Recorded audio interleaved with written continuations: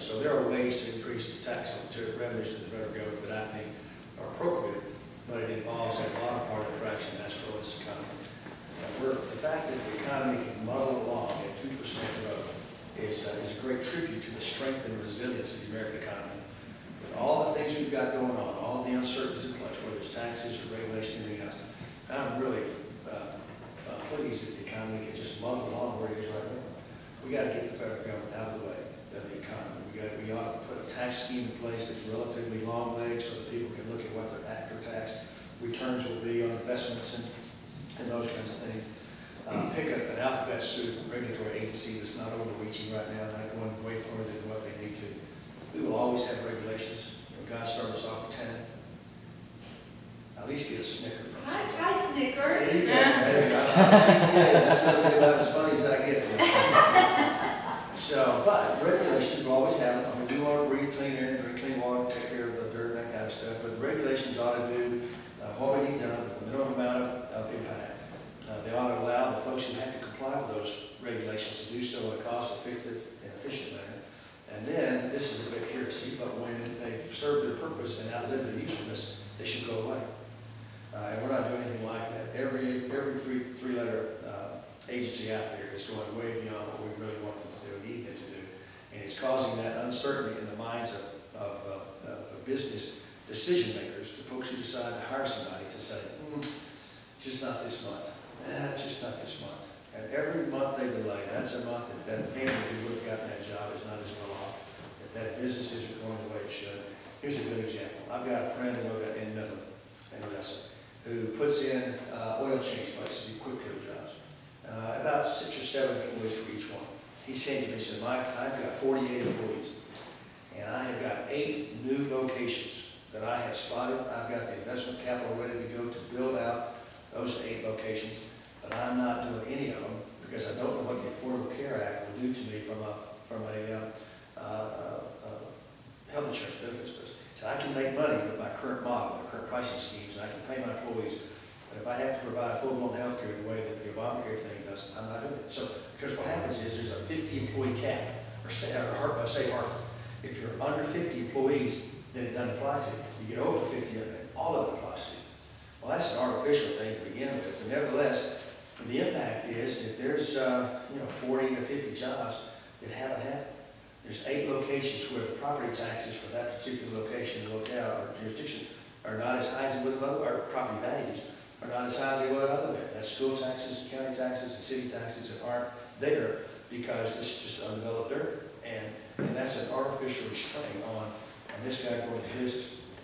Multiply his rationale over and over and over, thousands of times across this country. And it shows you the kind of impact that a misguided regulatory scheme like the Affordable Care Act can have, is having on the federal government being in the way of the private sector doing what you guys here at the Chamber encourage all the time, and the private sector has always done, and that's create wealth, create jobs, and move this country forward in ways that we're doing. That 2% growth rate is nowhere near enough to soak up the tranche of each year's new employees, whether the high school kids coming out, the college kids coming out. It's just not enough to generate the kind of jobs that we need to make that happen. So that's how you work near term. Long term, if you look at the growth in entitlement spending, Medicare, Social Security, Medicaid, interest on the national debt, you see that the projections for that show that it's unsustainable. Our grandkids cannot afford the promises we've made to each other. And there's no question that this is going to happen. There are think tanks on the right, there are think tanks on the left, and a half a dozen executive branch agencies who all go through a routine of projecting what they think the federal government will spend over the next 75 years, and they are all identical. There's not a chigger swisher difference among any of them. No one disagrees that we've got this record coming. We just ought to be about the process of fixing it right now. If you look at the budget we passed, the House, the Senate, by the way, just to dig in one more time, has not passed a budget in over 3 years. Budget has the budget has 2 main functions. One, it sets the spending limits on discretionary spending for the following fiscal year. And that's about a third of the budget. And then it presents a vision, a financial vision for our country over the next 10-year period. In other words, what should our program look like? And we propose changes and we project what those changes would do and have an impact, and lay vision document. There's no law to it, no teeth to it, but it's nevertheless, here's where we think that the country should go. The president sent his 10-year vision over to the Congress in February, and at the end of March, the House voted on the president's budget. And to use a baseball term, he got shut out. 0 for 414. In fact, it was so unpopular among the Democrats, they would not introduce the legislation in order for us to vote on it. We had to Shanghai one of our freshmen and make him introduce the president's budget so that we could vote on it on the House floor. And 0, Nancy Pelosi didn't vote for it. Barney Franks, none of those hard left guys, no way. And then last week you saw where the Senate voted on the president's budget, 0 for 99. So the president's 10-year vision, financial vision for our country got 0 votes in the House of Representatives and the Senate.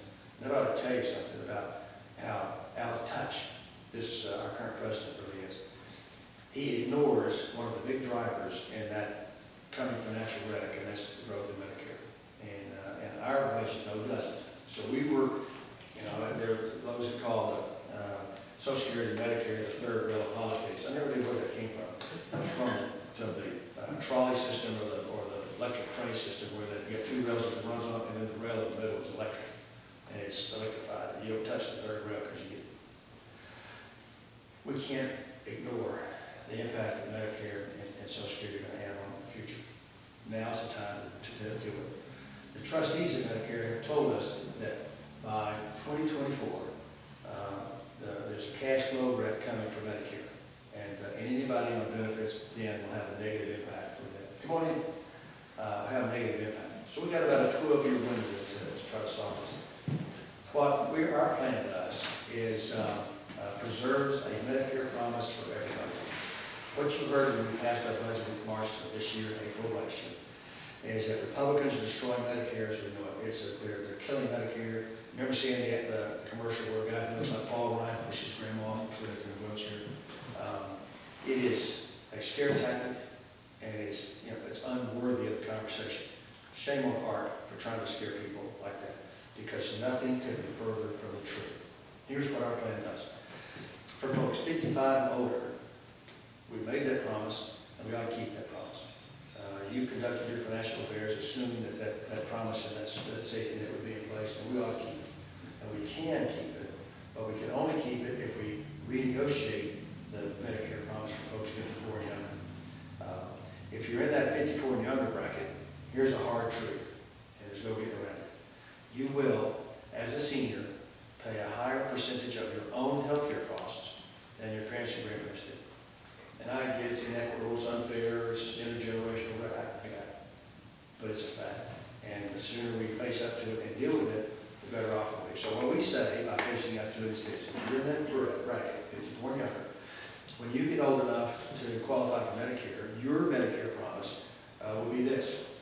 You'll be presented with an array of private sector health care plans, just like member Congress and Edmund and Hillary are presented. We're federal employees, and this is what we get to do every year. We get to pick the plan that best suits our circumstances. You got fee-for-service, you got HMOs, you got deductibles and copays, an array of services. And you will pick the plan that best suits you and your family. Your choice. We'd offer it. Now, with that plan you pick, there's a premium. And that premium, you'll pay part of that premium. Excuse me. You'll pay part of that premium, and then we use the phrase premium support payment will come in. The federal taxpayer then will come in and pay the rest of that premium. If you're sick and that premium is much higher than our own, you'll get a bigger payment from this taxpayer. If you're in that working poor tranche, you don't qualify for Medicaid, you'll get more of a help on your premium than this. Not exactly means testing, but reflective of the idea we have people in different circumstances trying to keep response. Presenting that to the actuaries, they project the cost of that plan, they project the cost of the plan for folks 55 and older, add them together, lay that out over 75 years, and it works. But here's the frustration. Well, first of all, I voted for that. I don't know, though, it's the only way to work. I don't know if it's even the best way to do it. I know it's a way to do it. And what our frustration is, we can't get the president to engage. He simply ignores it. Nothing in his budget remotely addresses the coming wreck in Medicare, either near term or long term. And it's quite frankly irresponsible of him. He's kind of got that attitude of, well, two things. One, I'm not going to be president 2024, got the attitude, the fellow who fell off the 10-story building. As he passed the 5th floor, he's saying, so far so good, so far so good. Well, this financial wreck's coming. Gravity's coming to that guy, and this financial wreck's coming to us as well. So, Mr. President, if you got a better plan, put it on the table. Why are you hiding it from us? Let's compare. I'm interested in the best plan. I'm not married to our plan. It's not a Republican or Democrat issue in this instance. It's just a plan that we can cash flow and afford. If there are better ways to get at that, let's have that conversation. This is the one area that you really shouldn't be harvesting. Put a plan out. What is it? Or, Harry Reid, if you've got some problems with this premium support thing that you want to fine tune or suggest some changes to, great, I'm all ears. I want it to be the best plan. I want it to work for America and for the future of America. But neither one of those guys will engage there. The president will engage and Harry Reid will engage the Senate decision. And that's frustrating to not have anything happen. All they will do is try to scare seniors to tell them that Medicare is destroyed.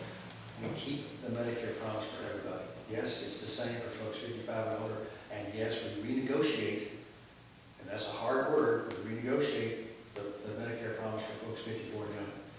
I've quit using the word reform when I talk about Medicare and Social Security. Reform is a warm, fuzzy company word where everybody wins. And I do that group hug and sing Kumbaya, and he's off into the sunset. We've got to renegotiate. And most times when you renegotiate something, it's not because you wanted to, it's because you had to. And we have to renegotiate the promise for folks 54 and younger. The sooner we get about that hard task, the less difficult it will be, the less draconian the changes will be to whatever system we put in place. Like I said, we've got a window where we can still protect 55 and older. The longer we wait, that window shrinks, that age gets older and older. And in 2024, everybody on benefits at that point in time, whatever their age, whatever their circumstances, will be negatively